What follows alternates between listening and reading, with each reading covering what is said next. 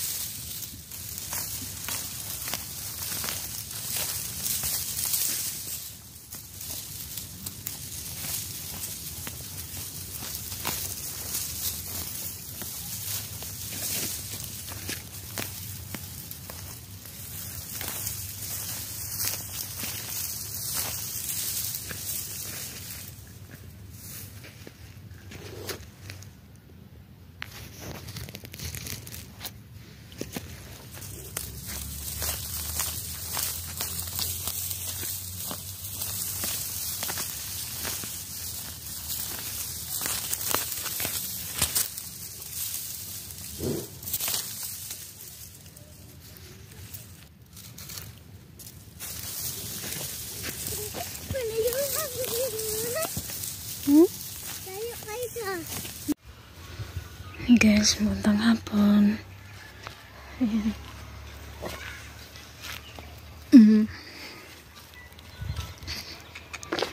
Nakaano na talaga kami ng hap. Ito na lang yan dito. Ayan. Dito hanggang doon sa dulo. Yung Habersin. Siguro mga 3 araw pa ito bago matapos.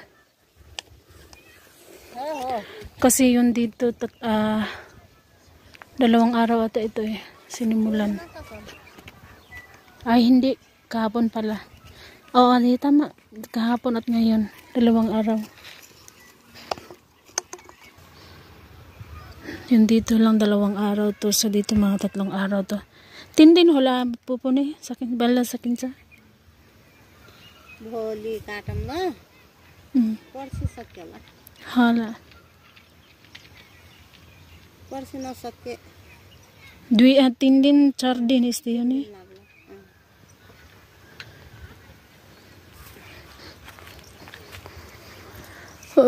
Kung ako Chito katam bhane parsi sakela na bhai 3 din लागला.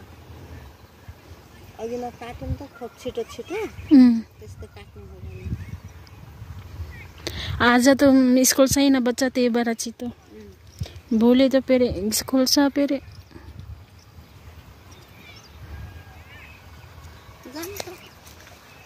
लो सब पुपु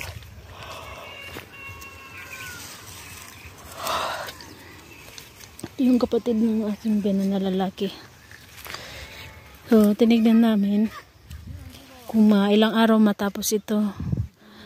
Kung mabilis magano yung kung gaano kami karami, kunwari 4 kami ngayon.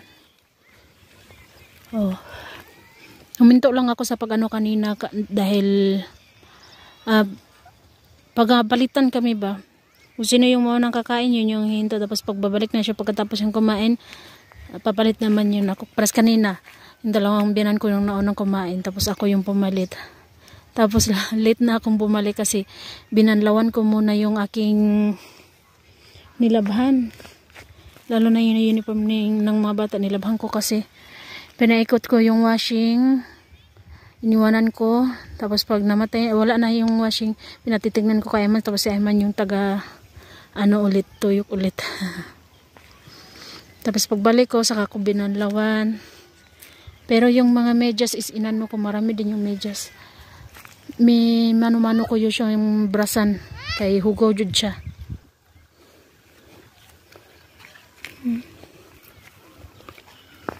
Dahil tulog pa naman si RG, so maya-maya na ako uuwi. Mag-aano muna ako, ha? Jacket na ko? Ano naman? Magtanaura ako. Na dito, gilabahan man ako akong jacket. Kaya nahugawan man ganina, naabugan man dali, nilabhan ko kasi yung jacket ko.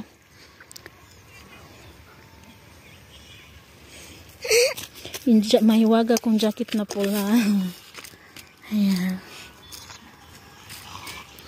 So, umuwi na yung biyanan kong babae.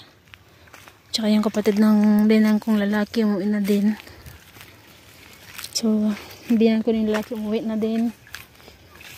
So, ako naman dahil hindi pa gising si RG, tulog pa si RG. So, dito na muna ako. May na lang, makakuan-kuan ta. Walay magsamok-samok sa toa. Di makaagi-agi tagda ko og harvest. O, diba? So, hindi po pala nakakaalam kung ano po ito yung hinarvest namin. Ito ay ano po, mustard oil. Harvestin ito, tapos pagkatapos ito ma-harvest lahat, bubuhatin ito lahat, tapos ipaghalo-halo sila hanggang sa tawagin na yung traktor.